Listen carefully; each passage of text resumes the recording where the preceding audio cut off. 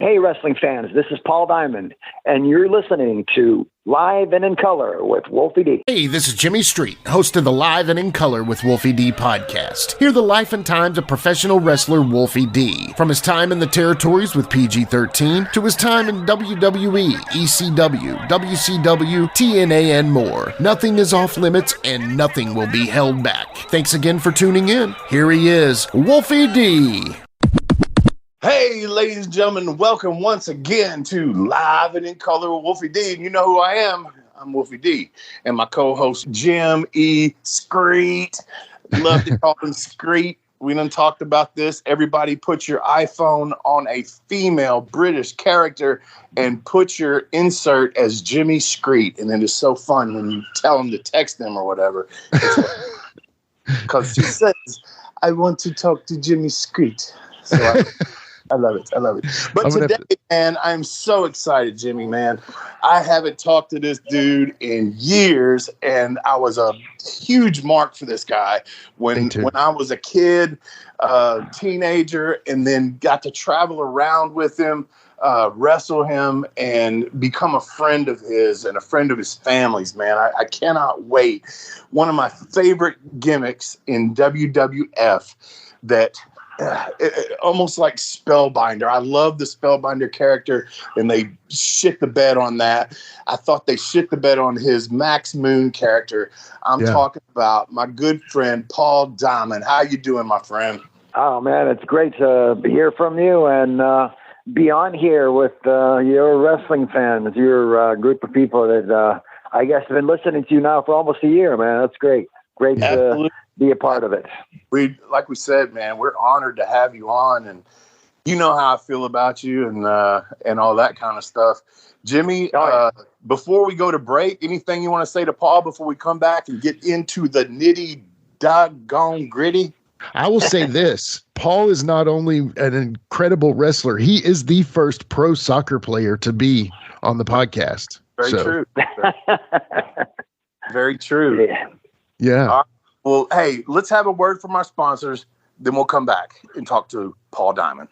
Sounds good. Be right back. Hey, folks, to get your official Live and in Color with Wolfie D merchandise, go to ProWrestlingTees.com/Live Wolfie D. Check it out.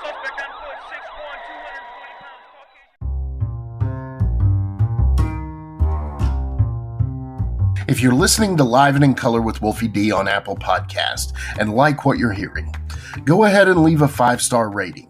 And while you're at it, write a review. Tell us what you liked. Tell us what you'd like to hear in the future. It's very important to us and always appreciated. Thanks again.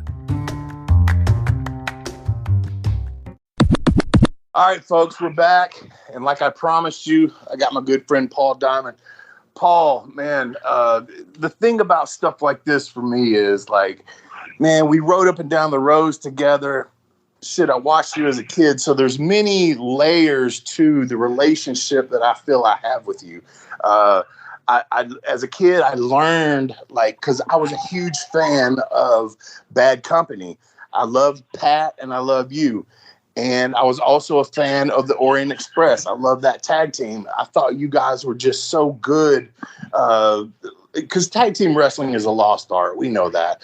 Right. And I really like to say that a lot of stuff that me and Jamie did, we mimicked the guys before us. And you were most certainly one of them. But let's go back to what got, I guess the first thing was soccer. Where does pro wrestling come into Paul Diamond's life? Okay, well, so, and I don't know, if people are aware, I was born in, it used to be Yugoslavia. Yugoslavia doesn't exist anymore. It is a neighboring country to like Italy and Austria, Hungary. And so that's where I was born, and I grew up there. And in 1974, I think my father had realized that, the country was falling apart. And I guess I was an only child to provide a better life for me. So if I could real quick, Paul, chime into that. Tell me, like, as a little kid, and man, my history's not great. What was going on at that time? Were there wars going on? Was it just like, what was your life like there in Croatia? Okay. Well, you know what? It wasn't the country at that time was actually under a communist regime. So it was a little bit different. Well, I was fortunate because my father did very well. He had his own business.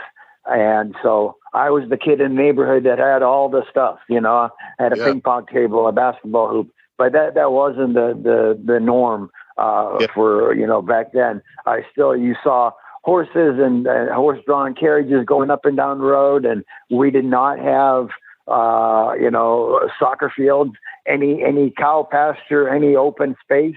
That's where we played. Man, we struggled, you know, at times to find a ball. And I remember kicking one into the woods, and the thing got punctured, and we were left without a ball. So we did with what we could. But like I said, I was fortunate. My dad did well. But he also, again, was seeing, you know, what was coming, and decided to go ahead and try and get out of there. And we were fortunate to be able to leave. 1974, I was 13 years old. And, we moved to Canada. Now, my father had played soccer, living in Europe, man, you know, soccer is about it. It's all anybody wants to do, right? And that's what I was dreaming of, being a professional soccer player at the time. So, as I said, you know at 13. Just as a kid in America growing up, man, and I've learned to understand that this is not right anymore. But as a kid growing up in America, in Nashville and stuff, like, we felt like all the kids that played soccer were like pussies. I know what's coming. Go ahead. And no, I absolutely realize now that is not the case, man. Soccer's a motherfucker. Oh yeah, it is that for sure, man. Yeah. No pads, no help. You know, what's the worst injury in soccer you ever had? Actually, when I was playing, well, I had a couple. I dislocated my shoulder. I was a goalie in soccer, and so when I was 16, I dislocated my shoulder, and this continued on. And actually, to this day, you know, my left shoulder is messed up, and I have limited range of motion. And the other was I tore a knee ligament playing professionally back in 1982 for the Tampa Bay Rowdies. So, yeah, man, I mean, stuff happens. All right, let me ask you this, because, I mean, you know, I've done some wrestling schools and different things like that and worked with different people. And I've heard a lot of even NFL and collegiate athletes say wrestling's the hardest thing they ever did. Was soccer or wrestling harder to you? Well, I think definitely wrestling, just because, you know, how many nights a week we worked. Yeah. And, you know, I mean, soccer, once the season got started, you played twice a week, usually Wednesdays, Saturdays. So, and then, you know, in between that, you have a practice. Say you played on Wednesday, Thursday, day off to kind of recuperate from the game. Friday, you'd have to be getting ready for the next game, and Saturday to play again. So, yeah, it wasn't like that. Well, you know how the wrestling business is, man. We're, you know, working 250 days a year. So definitely much more difficult wrestling is than soccer ever was. All right. So you were trained by the Malenkos. How did this all come to pass? Okay, so I was, you know, when I got to Canada and, you know, finished high school in Canada, got a soccer scholarship, went to Old Dominion University, Norfolk, Virginia. And then just like the NFL has a draft. You went to college. What did you major in? What was your like shit or whatever? Soccer. Okay. So you're not going to tell me like you're a doctor of some bullshit? Come on. Doctor of soccer. Man, no. I left after my sophomore year, actually. So freshman year, sophomore year, after that season was over, I had an opportunity to go play professional soccer, and that's what I came there, you know, was to get an opportunity to do that. So as I was saying, the league that I played for was the North American Soccer League. They had a draft just like the NFL has the draft, NBA has the draft. And So in 1980, I was the 6th pick overall in the first round of the North American Soccer League draft. Damn, pretty Woohoo! fucking cool. My signing bonus was all of $1,500. What? That's what soccer paid back then, and especially they brought people from overseas, Europe, South America, and those are the guys that made the money. If you were Canadian or American, you survived. But hell, I would have done it for nothing. I was living in Tampa. And I don't know, I haven't looked this up, but and don't be modest when I ask you this. You were good, right? Well, I mean, to make it into a professional league, you have to be decent, right? But you know what? I never really got enough. I mean, I played some games. I wasn't a steady starter, but yeah, I did get to play. And then, 3-4 years, 1984, the whole league went under. They ran out of money. They were stupid to pay all these guys a bunch of money that they never should have. But yeah.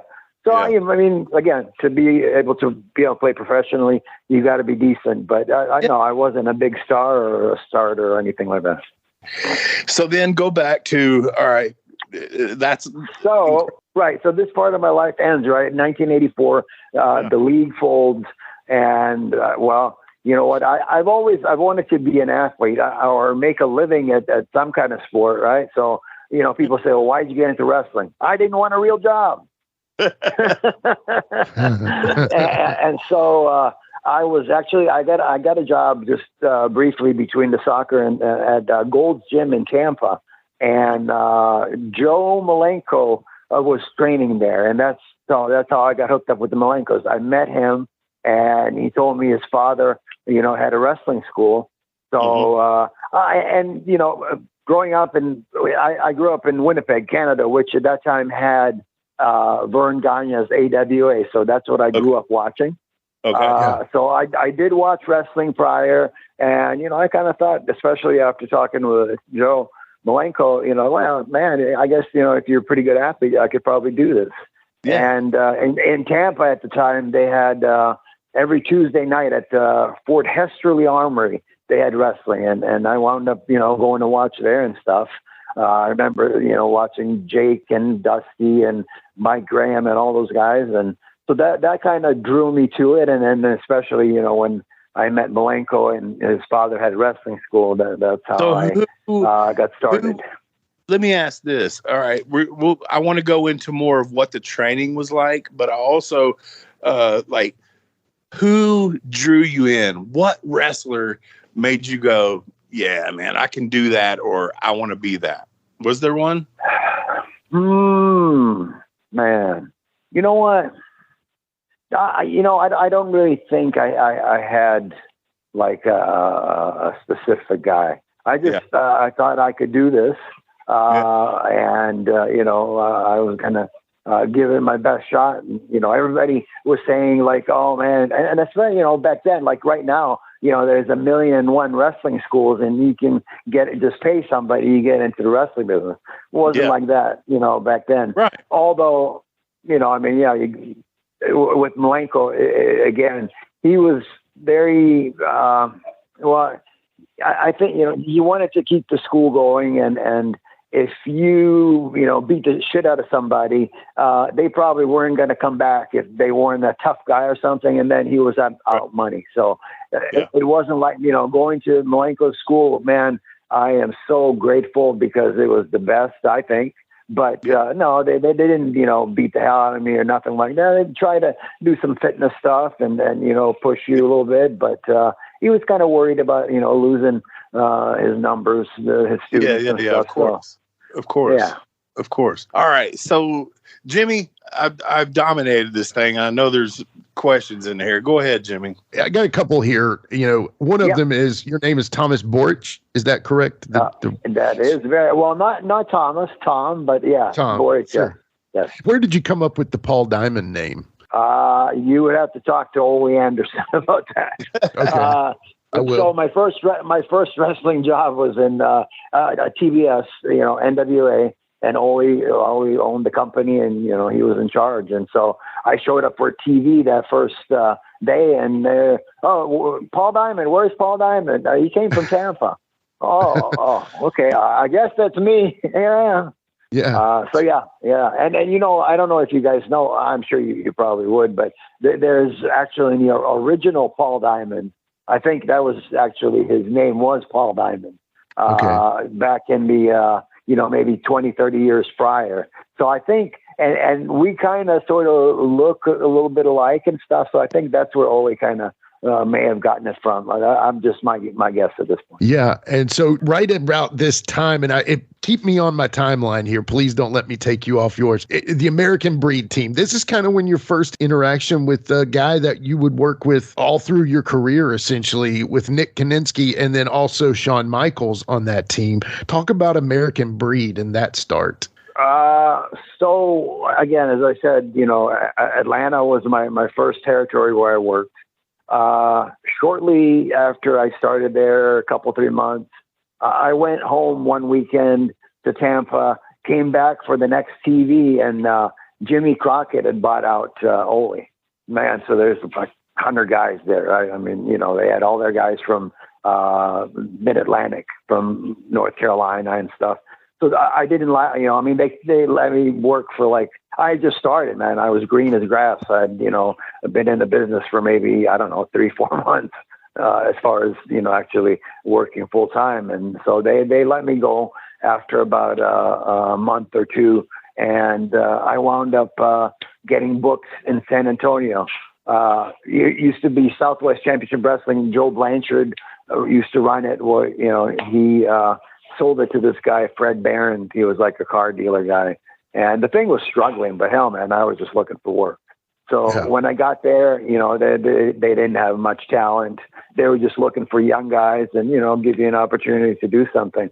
So, and actually, I don't know, they were looking to put together a tag team. My initial first partner for that was Frankie the Thumper Lancaster. Are you familiar? I remember him. Okay. All right. So yeah, we were, that was my first tag team partner. And briefly, maybe a month or two, he got booked with Bill Watts in Louisiana. So I was left without a partner. Nick Kaninsky they brought in, and man, he just, hate to say it, but that just never did work out. He was very green also, and they just, it wasn't working. And at that time, Shawn, he started, and he actually also worked for Bill Watts. That was his first territory. And I think he was in Kansas City for a bit, but then they did, he was going to come back home. So they brought him back home. And at first they tried to push him as a singles guy, but I mean, hell, he was 19 at the time. And, that just wasn't working out either. And since Nick Kaninsky and myself didn't really work out, they decided to put Shawn and I together and actually called the team the American Force. Oh, okay. Okay. Yeah, right. And so for the next few months there, we tagged together, and actually things really got going, doing pretty well. We rode up and down the roads together. We were both very motivated to learn, and he was, man, you could kind of tell, but, a hell of an athlete and very, very, how about Shawn? What's up? Yeah, yes. Yeah, absolutely. Will lead later into me coming to Texas and working with you and right. And all that. That's just, I love how all of our stories all tie in together, man. It's really cool. Right. All right. So we've kind of gotten to AWA and everything. And so that was kind of the thing you watched as a kid. For me, it was Memphis. So right. me and Jamie being PG-13, 16-time tag team champions means so fucking much to me. You and Pat Tanaka were AWA tag team champions, something that you grew up watching. What does that mean to you? Oh, man. It was I don't think it really would have mattered where, but yeah, the fact that it was the AWA was extra special, right? Yeah. So no, I mean, that was very cool. Yeah. And, you know, it was very beneficial as well, especially, you know, being on ESPN at the time, and they aired that stuff over and over. So we got some good exposure from that. Yeah. And you and Pat were so good, man. I swear, I think I told you off air, but like, I really feel like there was a lot of teams that once me and Jamie got together, there was a lot of things that I tried to mimic as far as individual wrestlers, but then also tag team wrestlers. And I swear to God, man, you and Pat, man, were just good, especially like one of my favorite things, man. You know, these guys today is like, what can I do to get myself over? What moves can I do? The way I always thought was, what can I do for you to make you look good? And we'll that. And you guys had, like, when someone would come in for a hot tag, oh my God, Pat Tanaka's snap bumps. Oh my God. I mean, there's nothing on the earth like it. And then you were also a compliment to that. And man, that type of shit made me, like I said, with Jamie, and we manipulated our shit into new shit, but it was older shit. We kept watching everybody else, and let's put this in there. Let's put this in there. Let's put this in there. And I promise you, Paul Diamond, you and Pat were very much a part of what I put into my shit.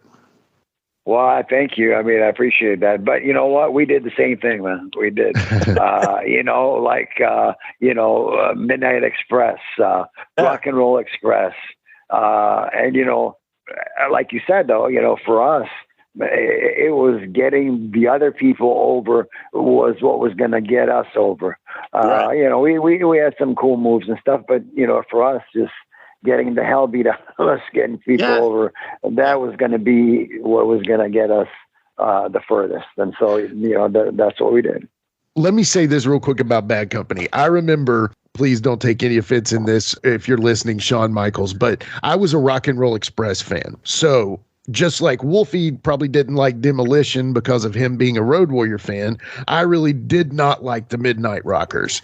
So also at the same time, Bad Company, you guys were one of those first, what I would consider cool heel tag teams, meaning you were too cool to hate fully, but you also were dastardly, so they did hate you. And you were working, you know, a great, excellent style. Do you remember feeling like that, Paul? Like, do you remember saying, like, man, we're pretty freaking cool, this team? I mean, not to say, you know, toot your own horn, but kind of toot it if you want to. But yeah, I mean, you know, I guess to a certain extent, and especially when we were in, you know, getting started in Memphis also.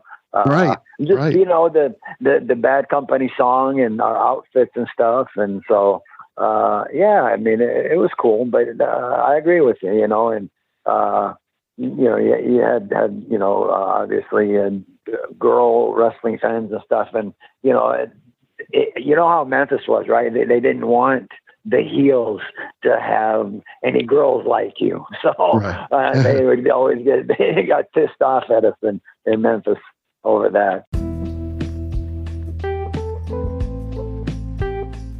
Let's take a quick time out and get a word from one of my dope-ass sponsors, and we'll be right back with more Live and in Color with Wolfie D.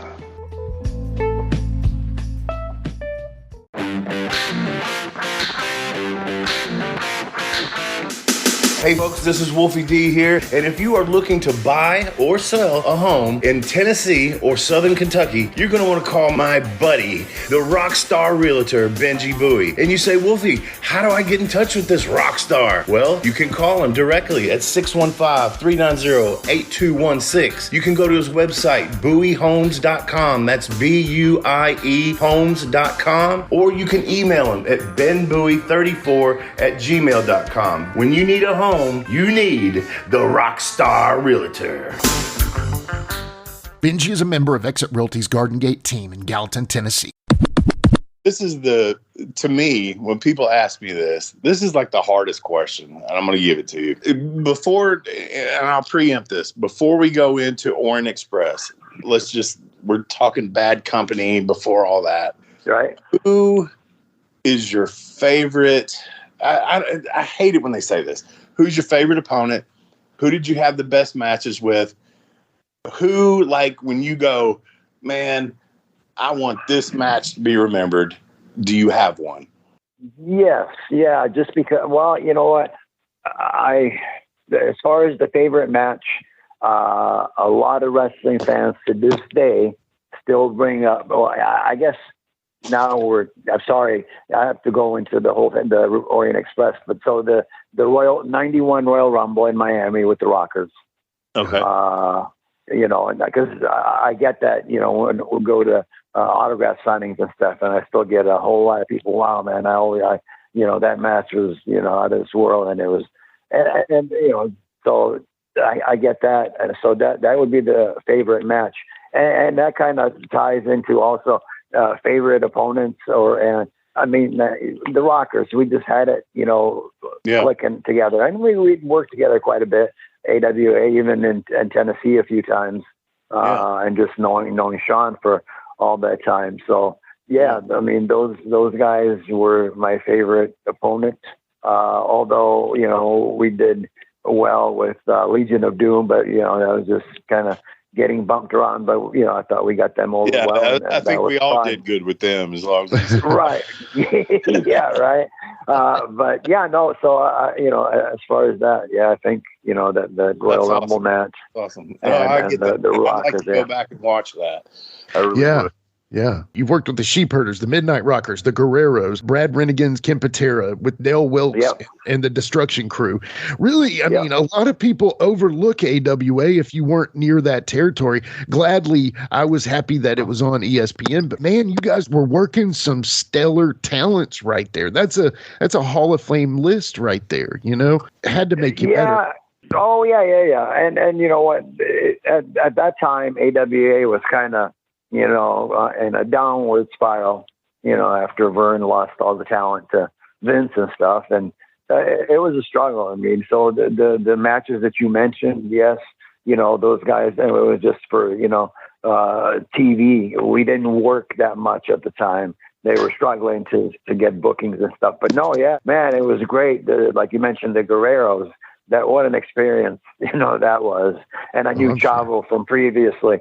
But and then also there was guys that were, you know, pretty green and stuff, and so you learn from other people. Also, you get a chance to teach the young guys. So all that, you know, I mean, it was really a good experience being there. But it just the fact that, you know, we probably didn't work enough, and it was a struggle financially to survive. Yeah. So obviously you guys, like I said, if there is a Mount Rushmore of tag teams that are, this is the coolest tag teams, Bad Company is definitely on that Mount Rushmore right there. So with that being said, you know, I know Pat was already up in the WWF when the Orient Express and you came in and stuff. Was there ever a discussion before that of Bad Company going to the WWF? Never. Gotcha. No, nope, never happened. You know, after we were done with the AWA, I mean, man, actually, you know, at that point, I had considered quitting the business because there just wasn't a whole lot going on, and unless you had a connection to get into the WWF, you weren't going to make any money. So and then you know, Pat had already been up there, and one day, I guess they had asked him, you know, where I was or whatever, and they had called me and had me fly out. Actually, I think my first match for them was Oklahoma City. Somebody didn't make it, or a couple of guys missed, whatever, and so flew me out there, and that's where it all started. But you know, with them at the beginning, I was just you know, Paul Diamond, the guy that was putting people over. It was kind of and I love Barry Horowitz and you know, great talent, but it was that kind of spot, just, you know, putting people over. Let's get off of that because I don't want to go into Barry Horowitz. I love Barry. No, well, you weren't going to. I just, you know, I didn't want to insult him or think that, you know. I love Barry. Barry was awesome. He really was. I'll tell you, as a little kid, it was funny because, you know, in Memphis, he was, remember Stretcher Jack Hart? Yes. Yep. That was bad. I was there. Yeah. I was there when Jack Hart left from Tennessee and got hired by WWF. And he got so hot, man. I was a kid, and I was at the Municipal Auditorium. I knew where the guys came back, where they went to the locker room, and me and my buddy was sitting down there, and he was Barry Horowitz. It was a WWE or WWF show, and I just knew him as Stretcher Jack Hart. He came back through there, and I said, I was a smart mark before there was a thing. But anyway, yelling at him, I'm like, "Hey, Stretcher Jack Hart," and he's like, "Not my name, punk." I thought that was like the cool thing ever. Oh man, yeah. All right, so let's go to this, man. This is what I want to get to because there's so much coincidence here. Max Moon. I want to know. All right, so what year was that, first of all? And then I want to tell you, like, me and Chris Champion, I don't know if me and you ever talked about this, but me and Chris Champion had this thing that was so Max Moon, and I can't remember what year you did it. And like, God, we all were on the same brain wave. And then I came up with the cyberpunk thing. So anyway, Max Moon, I loved it, and I was so fucking pissed off when I felt like they jacked it around, didn't do it right, whatever. Tell me about how that came about. Whose idea? What the fuck? Tell me about Max Moon. Yeah, man, for sure. So yes, that was Conan's gimmick. Okay. Conan's idea, right? So they brought him in before that, and I actually wound up working with them just to see, whenever we're going to bring somebody in, I get to work with them. But so yes, the Max Moon gimmick was Conan's idea, and but. Man, this thing, you're on the road, man, 25 days a month with WWF. It was never going to work because initially, other than, the spandex outfit, when Conan originally, this thing, man, it had this helmet with these running lights. It had the like shoulder pads that kind of like football pads, but you push this button and the smoke came out the back. And actually what they used for that was the stuff that they had in fire extinguishers. So that is, pressurized stuff. Yeah. You could not put that on the plane. You could not carry that on the plane. So what you would have had to have done is to empty all that, and then every city that you went to, you'd have to go find a place that filled fire extinguishers and get, so man, this wasn't going to work. Had these huge robot-looking things, and, so I don't know what the hell Vince was thinking, why he thought that was a good idea. But regardless, Conan, initially, they hadn't really even come up with a name yet. They were going to call it the Comet Kid. And, when Conan had done a couple of dark matches, coming to TV and stuff, getting all this ready for the debut and that. And I think it was Hershey, Pennsylvania, I think, TV. And man, he never showed. He was AWOL. So I don't know if you've been around there, but, they have the three sisters that were making all the costumes from Chicago for the guys. And so I was talking to them, saying, hey, shit, man, they rushed you doing all this stuff, and now you don't even have anybody to fit into it. I bet you, if you make a few small changes, I could fit into it. And, we were laughing and being kind of loud. And then, like, Vince's office was, like, across the way, not very far. And, like, he opened the door and stuck his head out. He goes, what are you talking about? I said, oh, no, I was just telling them about this thing. And if, he made a few small alterations, I probably fit into it. He goes, he rolls his eyes and he shuts the door. And we, continued on carrying the conversation and stuff. And then maybe a half hour later, the door opens and like he looks out and I'm still there. Right. And he points at me and he goes, you.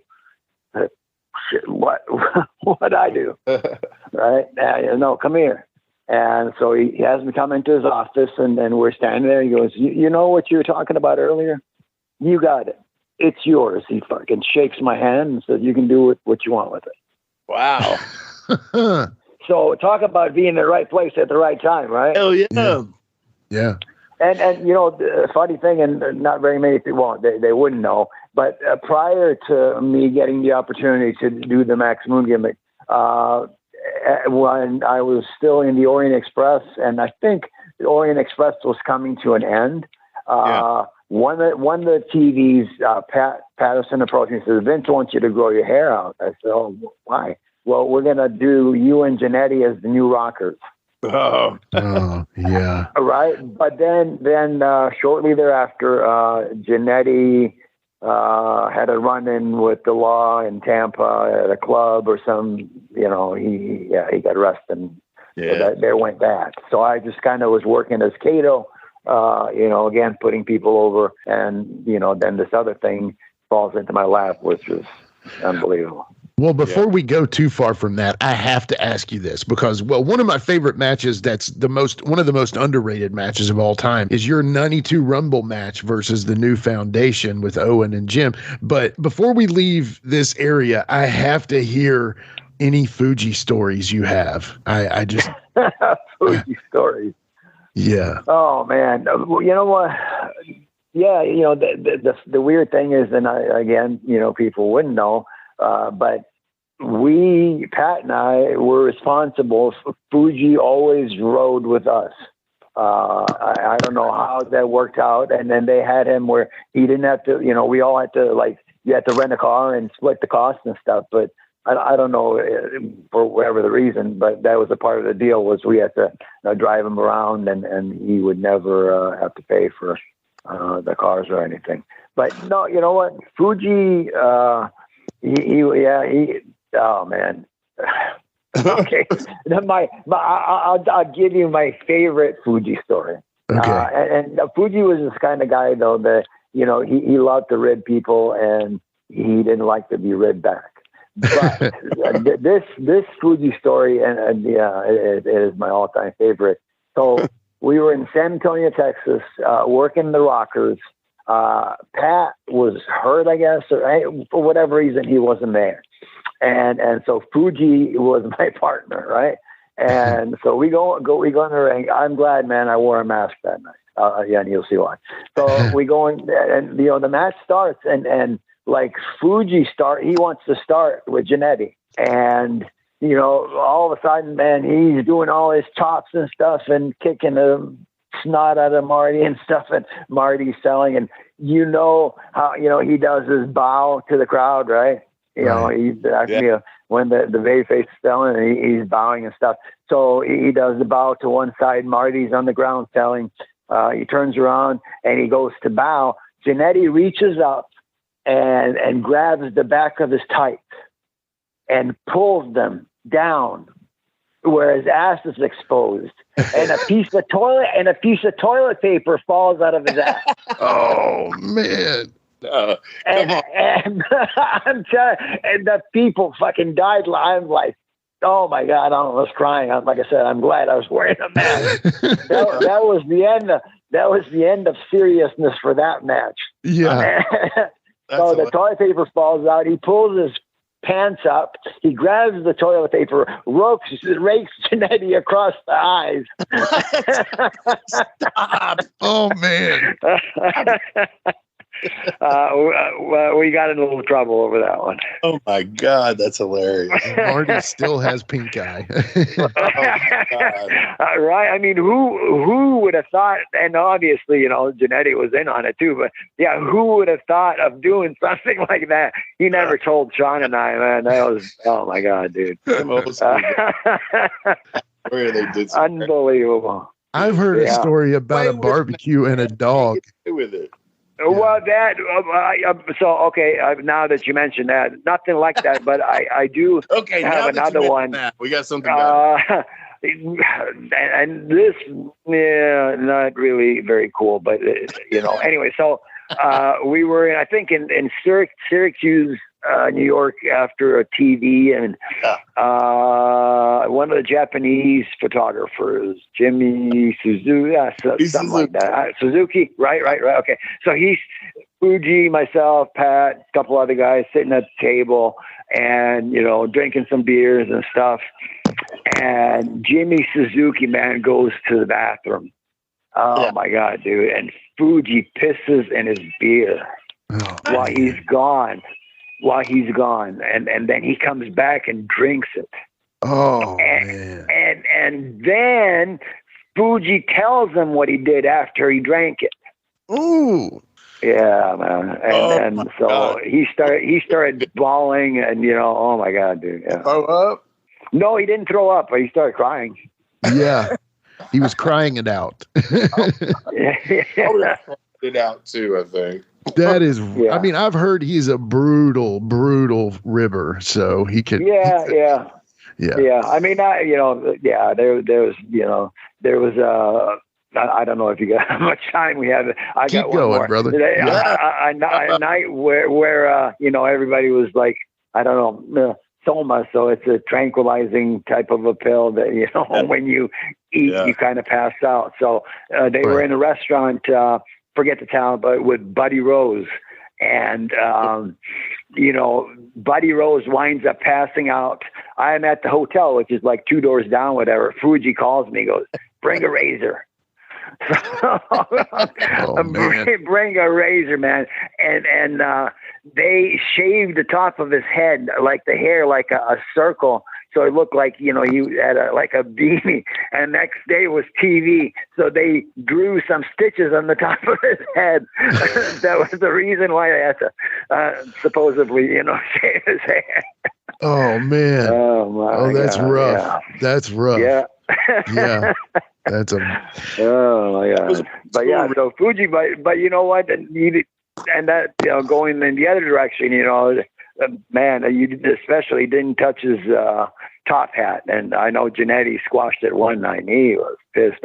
So, he'd love to rib other people, but he wasn't so good at taking the ribs himself. Yeah. Well, rest in peace, Mr. Fuji. Yes, rest in peace, Mr. Fuji. So, Paul, let's go into, let's see, this was what, 1996 or 7 when I finally meet you. You come to Memphis, you and Steve Dunn together against me and Jamie and stuff like that. And it was like a total honor, man. And then Patrick was even in there too, and some of that, but it was mostly you and Steve. Man, I was so happy to be able to work with you and stuff and travel with you. We had some good times, man. We had some fun. Some of them I don't even want to tell, but Yeah, right. Well, we'll just leave. I really want to say that I respected you as a worker, as a kid when I saw you, but then when I got to know you and also wrestled you as a professional, I was very honored, and you taught me a lot, and you were very good, and I appreciate your friendship. Well, I appreciate yours as well, and I really wasn't aware that's how you felt, and I'm glad I helped, and we tried to do that where we could. So yeah, man, it was fun working with you guys. It was great. And everything, and then you and Steve would get so mad at me. I'm not going to talk about what y'all got mad at me about, but y'all be like, "Hey, shut up, right. Go home, shut up." Oh man, funny stuff, right? Yeah, it sure was. But no, yeah, man, that was fun for sure. Yeah, absolutely. You knew my kids. I knew yours. Yeah, yeah. And I knew your wife, your ex-wife, Lisa. Yeah.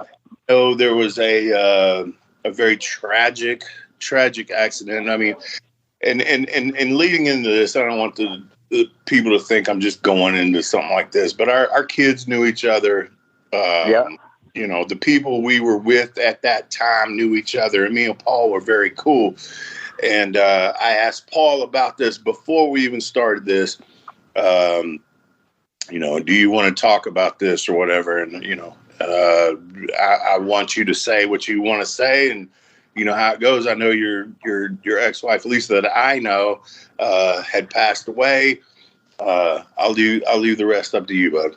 Sure, man. Thank you. I appreciate it. Yeah, no, I mean, if this can actually, in a way, help somebody listening, or at least one person, whatever, I don't mind sharing that. As you know, the wrestling business, and, a lot of partying and a lot of drugs and different things. And, unbeknownst to, I'm sure, a lot of the wrestling fans also, both my wife and I were addicted to certain things for a long time. And we were married for, I guess it was like 20 years, and we got divorced back in, I think, 2011. She was with someone else at the time, but we still talked and had a good relationship and stuff. And 2016, this guy she was with, he left her in South Carolina, and she had no money, and I wound up paying for a bus ticket to come back and stuff. And she really had no place to go. We had a motel room, and I had no idea. I mean, we had shared different substances and things, and she asked for some, and all that happened, and we went to sleep. And then the next day, when I got up to go to work and tried to wake her to let her know that I wouldn't be there, she passed away in the middle of the night. And that's terrible, man. I mean, like I said, you can, as you well know, so my kids now 28, 25. So at the time, my daughter was 22. My son had just went away to college. Imagine having to call your kids and say, your mom died. So can't imagine. Yeah, can't imagine. But so on the good side of things, the drug addiction for me, I went to rehab and did all that, and I'm clean today. And that's why I said, if it can help anybody, man, drugs are a bad deal, and it just takes over your life, and the misery never stops. So I had to do something. You're one of those guys that you, Road Dogg, Shannon Moore, Jeff Jarrett, there's to me, those are the closest people to me that are doing the things that you're doing. And I completely understand it. And I love you guys for it. Especially with a few of them that are really close to me, and you've been close to me too. So, man, dude, I'm appreciative in a way. I hope this don't sound wrong, that you shared that with us, man, because that's a shitty situation. That sucks. And for you to be able to come out and say that, that's awesome. And to be able to share that with some of my listeners. And I know some of my listeners are just like me. So, I've done stuff better in my life. I'm probably not Paul Diamond better, but I'm Wolfie better. I'm Wolfie better. And I can continue my life on. And I just, Paul, I'm so grateful to have you on this show and talk to you, brother. One thing I didn't say, you remember stopping at every McDonald's and you're like, I don't want the bun. I don't want the bun. So before we let you go here, we do a little thing at the end of every show. It's called Current Affairs. Basically, all it is we talk a little bit about the current stuff in the business, just maybe your opinions on some things. And it's sometimes better if you're not involved. Would you mind to join us on a couple of those questions? No, man. By all means, go shoot. Okay. All right. Well, we'll be right back with Current Affairs. DJ, hit the music. It's a current affair. It's a current affair. Love it in color. It's a current affair. Love it in color. All right, we're back with Current Affairs and Paul Diamond, a.k.a. Kato, a.k.a. Max Moon, a.k.a. all them people. But at the same time, he's with us today to talk a little bit about current affairs. So right now, basically in the business, there's some of the top dogs in that industry. You know, being from Winnipeg, partially Winnipeg is a hometown to you. Are you familiar with probably one of Winnipeg's finest right now, Kenny Omega? Oh, wow. No, I had no idea he was from Winnipeg. Yeah, he's one of and he and Chris Jericho both. Jericho, I knew, of course, but not. Okay, go ahead. No, it's fine. It's just curious if you knew about him and had seen any of his work at all. Yeah, you know, I thought he was, you know, very good. I guess he's injured himself, and I was reading about. Not sure if he'll be back or, you know. Right. Obviously, I think he has holds himself in high regard, and you know his matches are awesome. And if he can't do that, I guess he was saying that he didn't think that he would want to be less than he's always been. So yeah. Well, you know, there's always that hook that brings you back sometimes, but at the same time, of course, yeah. So, you know, at the same time, you guys, one of the things that I always like to think of is these dream matchups. One of the dream matchups I've always thought of is PG-13 versus the Briscoe tag team. I think that would be a great money-making, you know, pair up. One of the teams that I can imagine you guys, as in Bad Company, making a lot of money with is a team called FTR. Are you familiar with that tag team at all? I am, and yeah. I mean that wouldn't be a bad thing. I could see that being, you know, good. It just, you know, for me, you know, today when you compare the style of work and the moves, and man, it just nobody sells anything. You know, you have to be an acrobat to be a wrestler, and I'm not sure where it's going to end. You know, it's just crazy, and that's why I don't really care for it that much anymore. And you know, as Wolfie mentioned earlier on, you know, as far as tag team wrestling, man, I watch it. It's like, damn, what are you guys doing? Wow, really?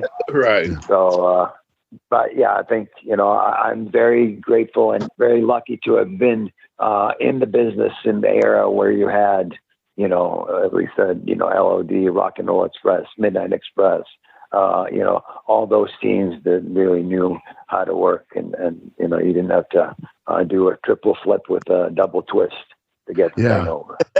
Hey, Paul, let me ask you this real quick. Yeah. Who's the best wrestler of all time? Oh, man. You know what? I can't say one, but to me, the two guys, and it just basically because of the psychology, Nick Bockwinkel and Jerry Lawler. Oh, yeah. I love it. Because Lawler is always on the top of my list at everything. and this Flair pay-per-view with Steamboat, you know, backing out or whatever, to me, the only person that would work on this that can make it really good would be Lawler. Yeah. If they don't put him in there. I agree. Yeah. You know, you talk about Lawler and Nick Bockwinkel, two honest Mount Rushmore talents for sure. Are there any current workers that you do enjoy watching? Oh, man. Trying to, you know, I'm trying to think what match it was. I don't know, man. It just, you know, it just seems like, again, you know, everybody's doing 1,000,001 moves and none of it means anything. None of it sticks. Yeah. So I can't remember right now. I may have seen, I think I saw a match that I thought. Think about this, man. I know you've seen this. You've seen the before Jeff got arrested.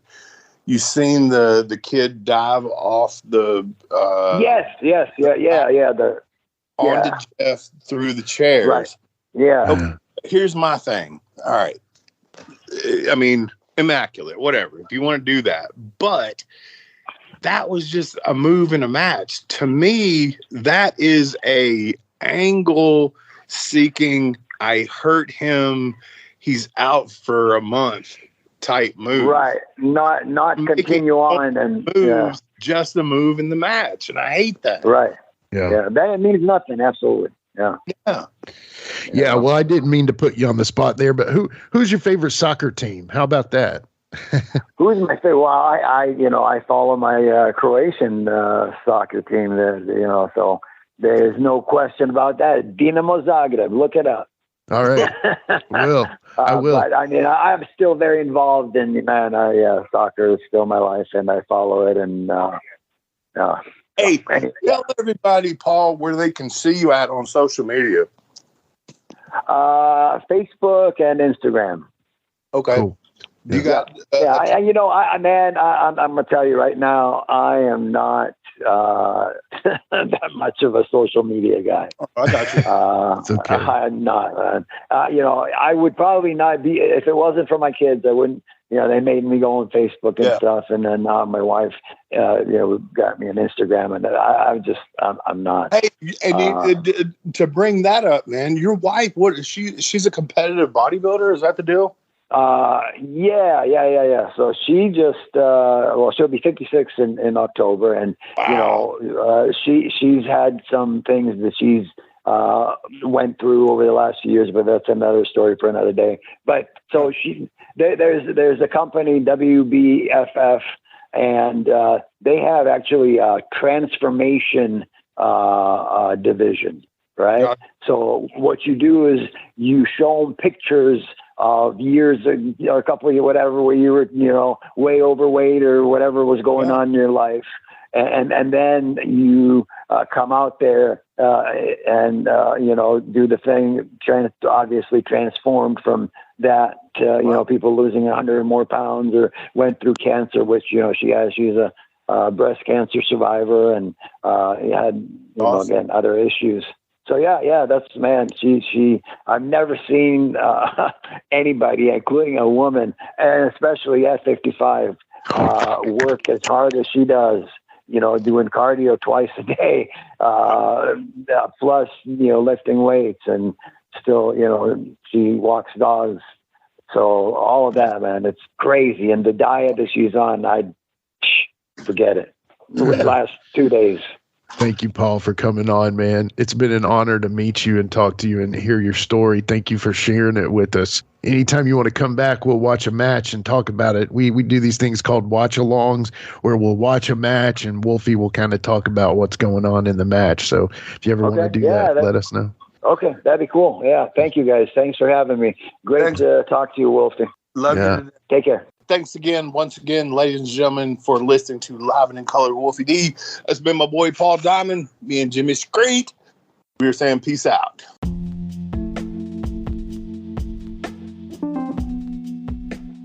And now a word from our sponsor.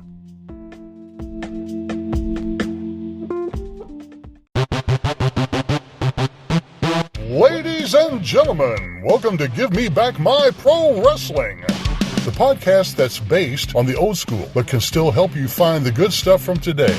Jimmy Street and the Plastic Chic, Jared, are the undisputed tag team champions of the wrestling podcast world. From thought-provoking topics to superstar interviews to action figure expertise. This team does it all, and all they ask is, give me back my pro wrestling!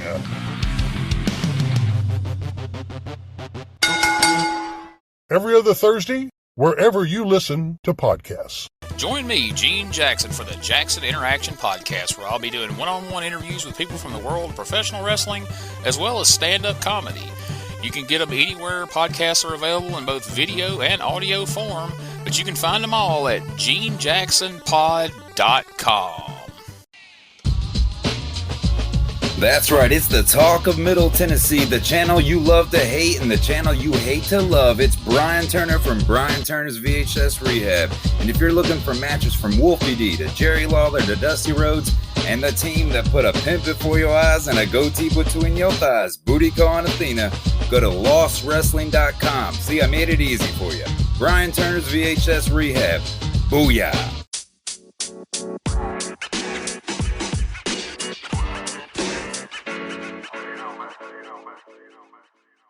So that was another great episode. Hey, Wolfie, tell them where they can find you on social media. Jimmy, they can find me in the club, bottle full of bub. I'm just kidding. They can find me on Facebook.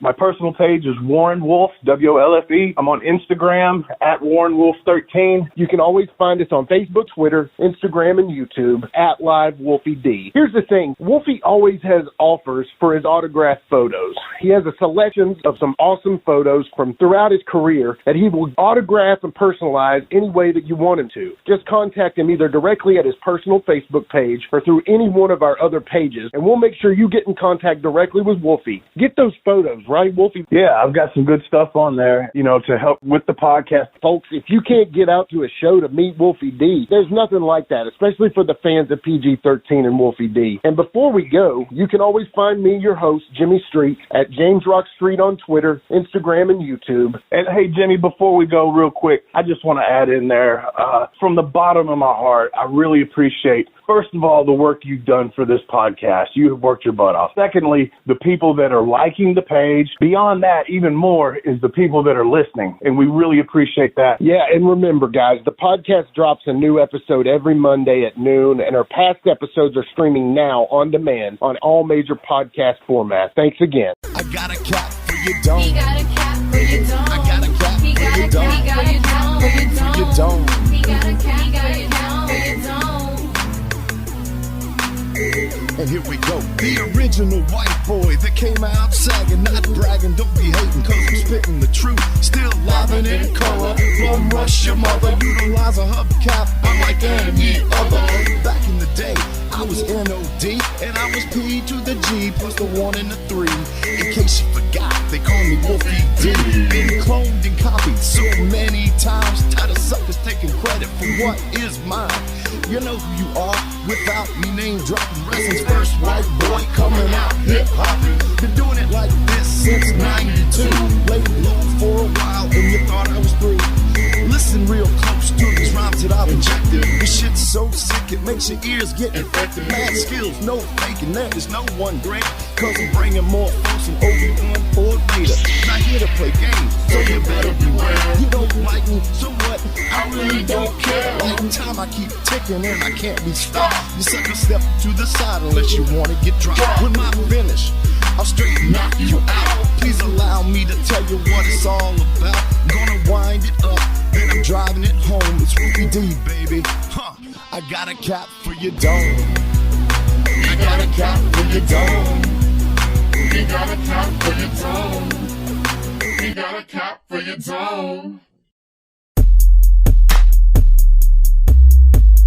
This has been a James Rock Street production.